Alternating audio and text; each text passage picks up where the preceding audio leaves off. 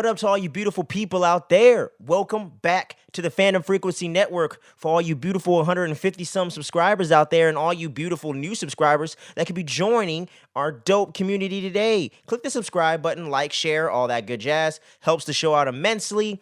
And if you love checking out podcasts, man, we're all over the place wherever you get your audio. So make sure you hop on over there, look up Fandom Frequency ENT, and we'll be right there. Make sure you follow and download the episodes. But with no further ado, let's get right into this thing. We're going to be discussing today one of my all-time modern favorite movies, man.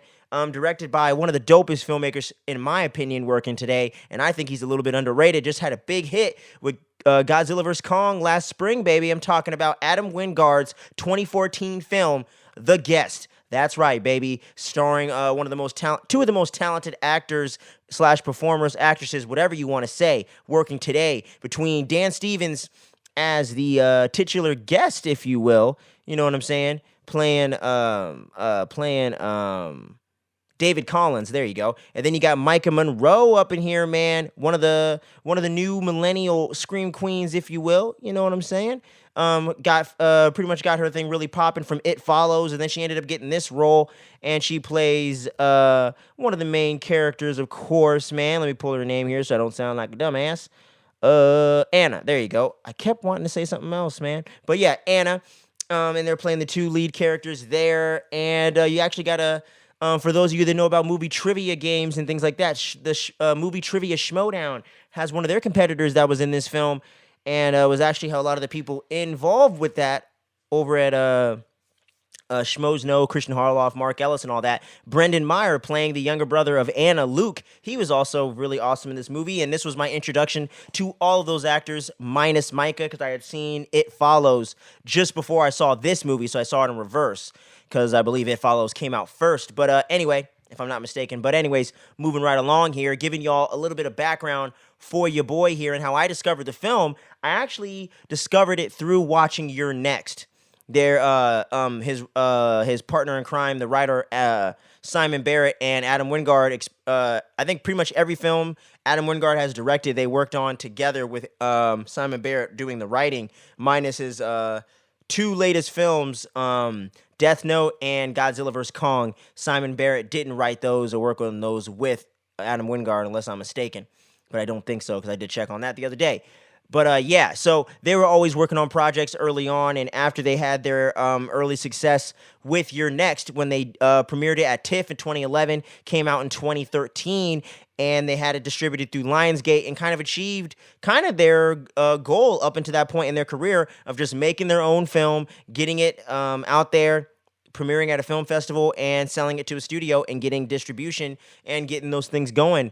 And it did pretty well for them, you know what I'm saying? And it turned me into an instant Adam Wingard, Simon Barren fan, and I wanted to check out what else they had done. And at the time, they did VHS, possibly VHS 2, or we're working on that, but I think they did the first two VHSs and The Guest. So I was like, okay, cool. So let me go ahead and check out this stuff. I checked out VHS. That blew my mind. And we definitely got to review all the VHS movies because those movies get fucking crazy.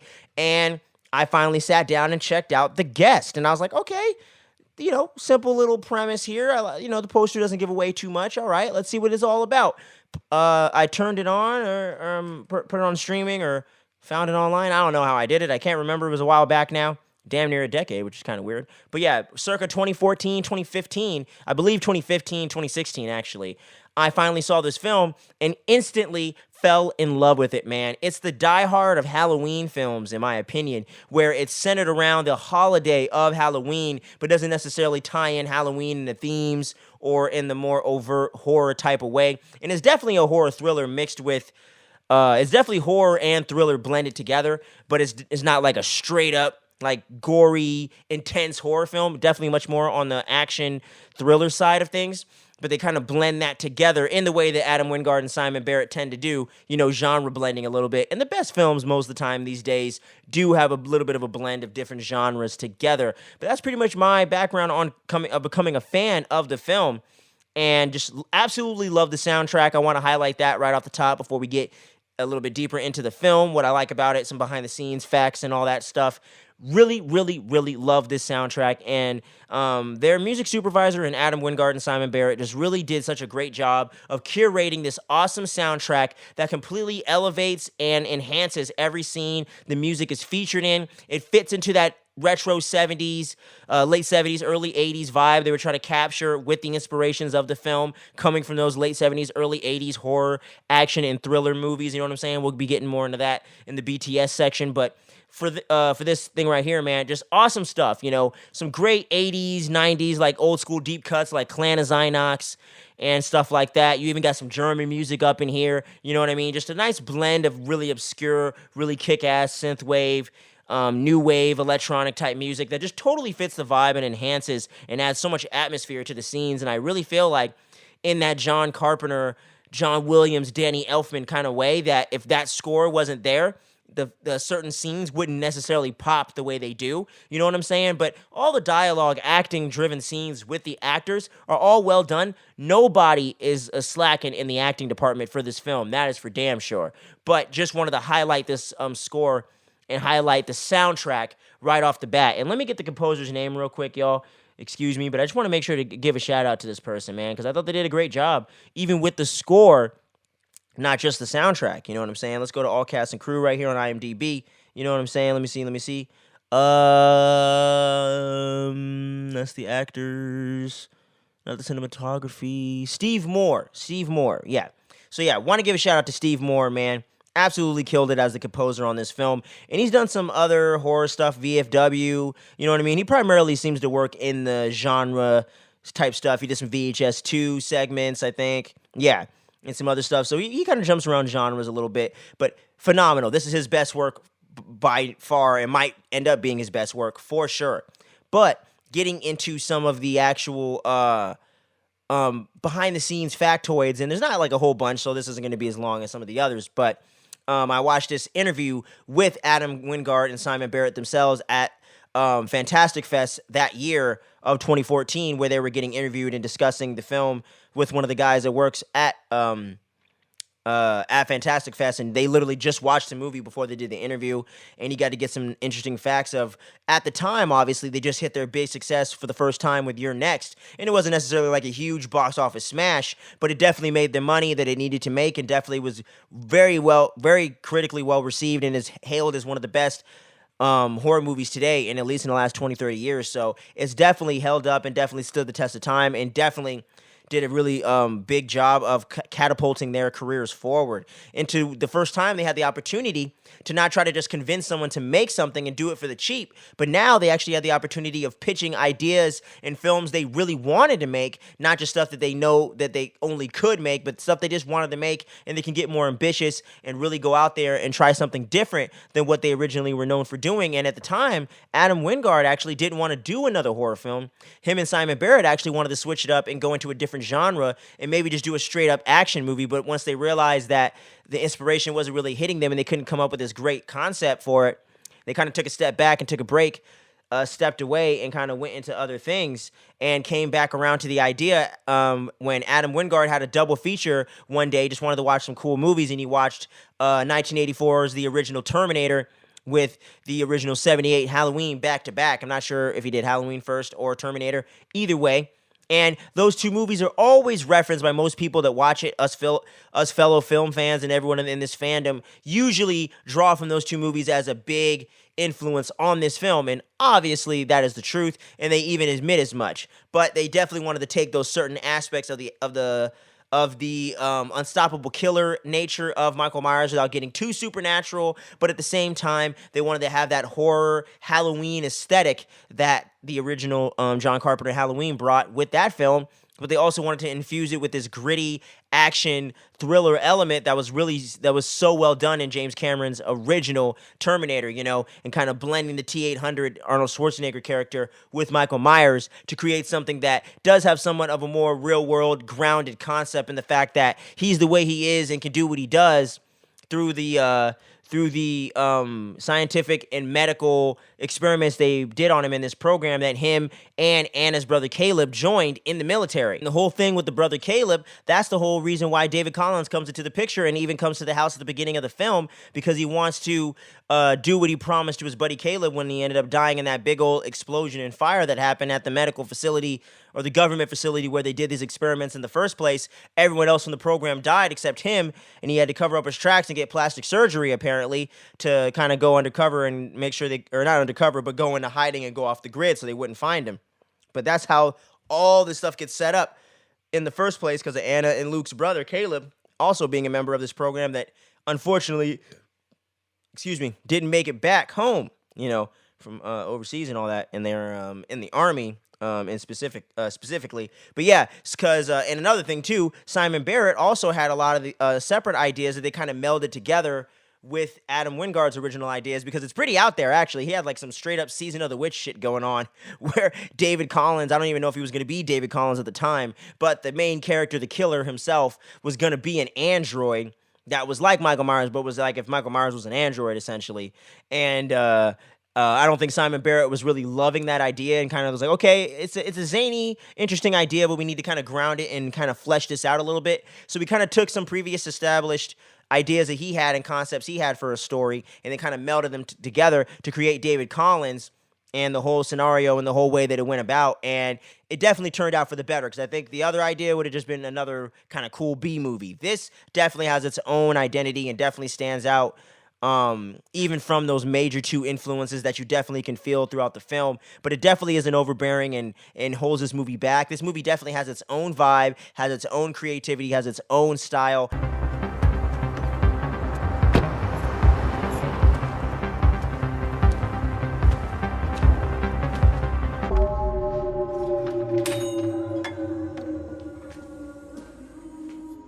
But it definitely is borrowing and has a little bit of that 80s nostalgia, definitely in the film, but it definitely stands on its own 2 feet, at least in my humble opinion.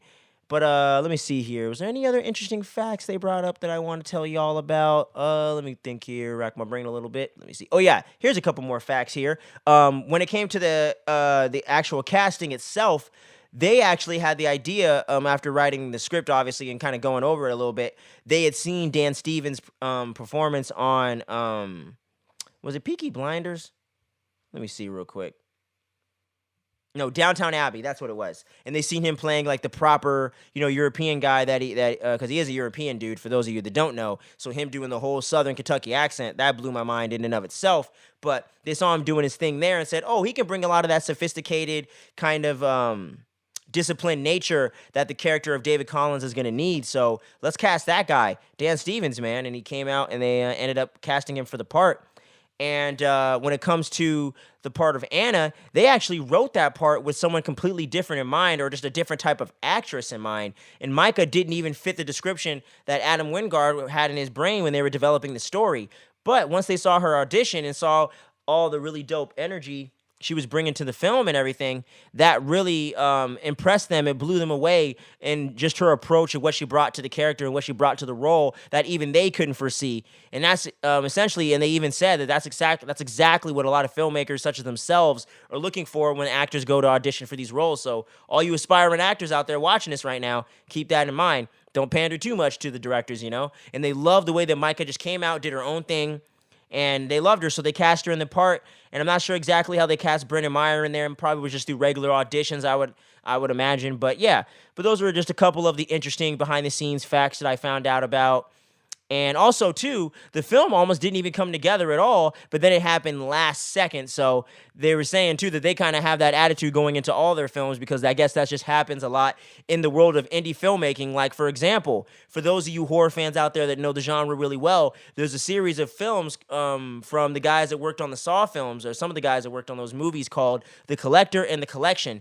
And and those are 2 movies. It's a duology at the moment, and it's about this this really crazy killer guy that sets up traps and everything and does some really crazy shit and keeps his victims and all this other crazy stuff that came through in the sequel. But the filmmakers were in the middle of shooting the 3rd film, The Collected, I believe either in 2020 or early 2021, and their financiers completely ghosted them, and the film never happened and still hasn't came back into production and hasn't even gotten any life into it again. Really big bummer, man. I was really looking forward to that, and a lot of horror fans, such as myself, were looking forward to it, and my heart just goes out to those filmmakers, man. They're in there doing the thing. They even put out set photos and put them on Bloody Disgusting, Fangoria, all that. And it just got canceled because the people that were funding the film just didn't hit them up, completely stopped the funding. They couldn't keep the production going, had to let everybody go. Pandemic kept raging on, and that was it. So in the world of indie filmmaking, it's always a gamble, and that is for sure. So I loved how that was definitely a big reminder that they went into in the interview itself. So I really, really dug that. But that's pretty much all the behind-the-scenes factoids I was able to pull out of the special features and interviews I watched and everything like that. But that's pretty much it for the behind-the-scenes section. And now getting into just the film itself, different scenes and moments I love about this film. There's just so many to go through, and he ends up carrying in the kegs and beating up her ex-boyfriend and whatnot. The dude gets laid literally right afterwards, and I'm like, I like this guy, man. It's what every guy wants to be like, I swear. Minus the killing, right? But yeah, man, just so many great moments like that. And I love the scene where he goes to buy the guns from Anna's boyfriend's friend and the other guy played by Ethan Embry. Really nice to see him up in here. It's so crazy to see the evolution of him as an actor. He went from doing Can't Hardly Wait as the guy that gets friend zoned and can't talk to a girl to selling illegal firearms and playing a sick-ass axe in Devil's Candy. I love how his career has gone all over the place. But anyway, getting back to the topic at hand here, so many classic great moments in this movie, man. Just the whole thing of him trying to run away and then he just slowly pulls the gun, aims, and shoots his ass.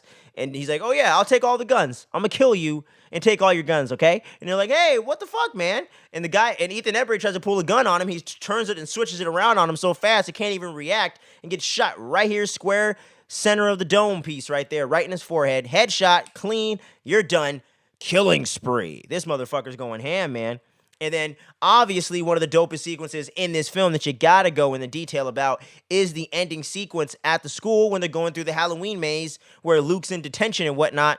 And essentially, the programming that David has essentially makes him protect anything that will reveal his identity or the program itself. So if the program or his identity are in any risk of being exposed or found out, he will kill anyone and everyone that is connected to it and has any knowledge of it, and he will tie up all loose ends no matter what. And he sort of seems like he kind of doesn't want to, but the programming kicks in, and he ain't got nothing he can do about it. And he can't just say the words out of a red book like Bucky in the Winter Soldier shit. He's just stuck like that. So it actually was really, really interesting to see this character that does seem kind of like a charming, nice person, but kind of went through this program and kind of had that scramble their noodle a little bit. So now he just isn't himself, and who knows what David Collins would or wouldn't do. You know what I mean? So that's the interesting thing with this character. You're not really sure exactly how evil or uneval this character is, exactly where his brain is at the time. And the wheels are always turning, and he's generally one step ahead of everybody the entire time.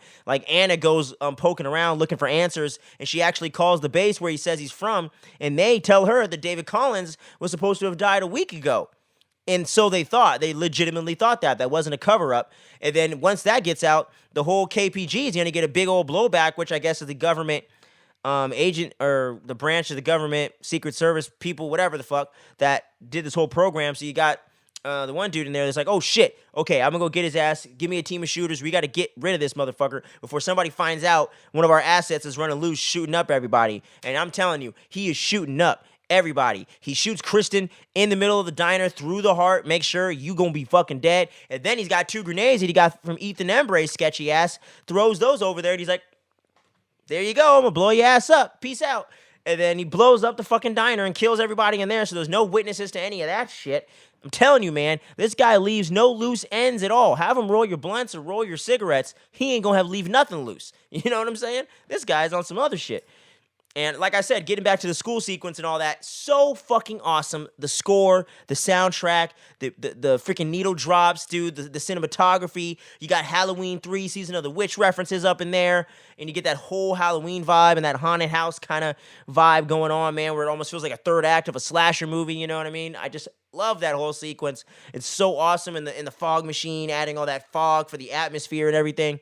So freaking cool, man. And originally, they were going to have this take place just in the middle of the school, but after all the school shootings that started to happen in the early 2010s, and unfortunately is still carrying on in such a dangerous and depressing rate today. They said, okay, why don't we do it in a school setting, but not in school, so we don't necessarily draw some really uncomfortable parallels for people, because it is a sensitive subject, and that's one where sensitivity, I do understand, does need to be applied a little bit, because that's some serious stuff. So I do understand that, and I think just having that whole haunted maze thing ended up working for the better. So sometimes you stumble into those happy accidents, and that was definitely one of them, because it really makes this movie stand out from a lot of other movies in this time and stuff. And just adding that, it just makes it more unique and something different that we don't see a lot these days, and you might have seen more in those 80s, 90s flicks. Reminds me of maybe Funhouse or House of a Thousand Corpses and things like that. So really, really fun vibe there, man. And as I stated before, the acting is fucking top-notch in this movie. Maika Monroe and Dan Stevens especially just kill it in their roles. They were born to play those characters and really bring so much gravitas and so much, just so much electricity and so much chemistry with each other when they kind of have like a little bit of attraction to each other. Then the whole suspicion, and then the whole thing of her going against him, tricking him, pulling the gun on him and shooting his ass, and then Luke having to go in there and sort of finish him off, but not really. Like, I just love that whole thing, man. And the whole Halloween-esque ending where he puts on the firefighter suit, which is a little bit of a sly Halloween Resurrection reference. I'm not sure if that was on purpose, but then he's walking out and they're like, wait, or limping out, so to speak, and they're like, oh, what the fuck? And then it's like, bam, the guest.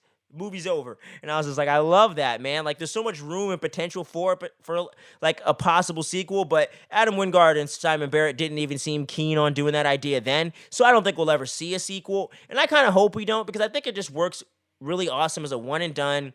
You never know where it could go, and you can kind of create your own headcanon, you know what I'm saying? Make your own fan fiction, if you will. But I just love all of that, man.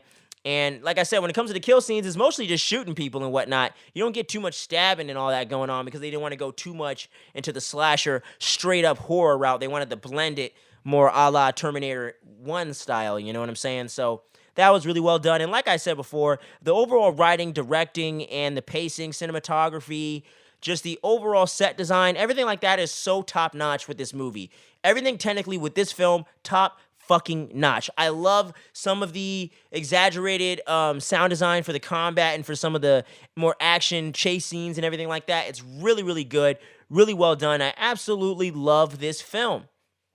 It's one of the best, one of the most underrated horror thriller flicks out there today. And if you haven't seen this film and didn't mind spoilers and stuck around to the end, please go check out this movie. Just go buy it on Blu-ray. It can't cost that much by this point. Go buy it on DVD, pop it in your PS5, your Blu-ray, your 4K player, whatever the hell you got. Pop it in, watch it, put it in your disk drive in your laptop. This movie is fucking phenomenal, and I'm going to give it a straight up 10 out of 10 for me personally, man. The parents get a little dumb. That could be a nitpick for some people, but doesn't bother me too much. I'm giving this movie a 10 out of 10. For me, it's flawless, but I want to hear from y'all. What do you think about this kick-ass movie, The Guest, baby? Have you seen it? Or, I mean, did you see it in the theaters? Did you see it on streaming, on demand, what have you? Do you own it on Blu-ray like your boy here?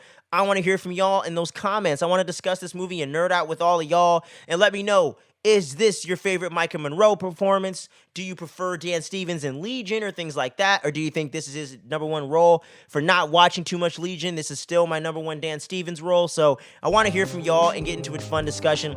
And, you know, that spooky season goes on all year round for me, baby. So, you know, we're going to have horror content going on from time to time anyways around here. But I figured this would be a fun movie to discuss. I love this movie, and I hope all of y'all that love this movie find this video and we can all nerd out together and have a great time. So until we see y'all again, make sure you stay tuned, you don't sleep. Much love. Peace.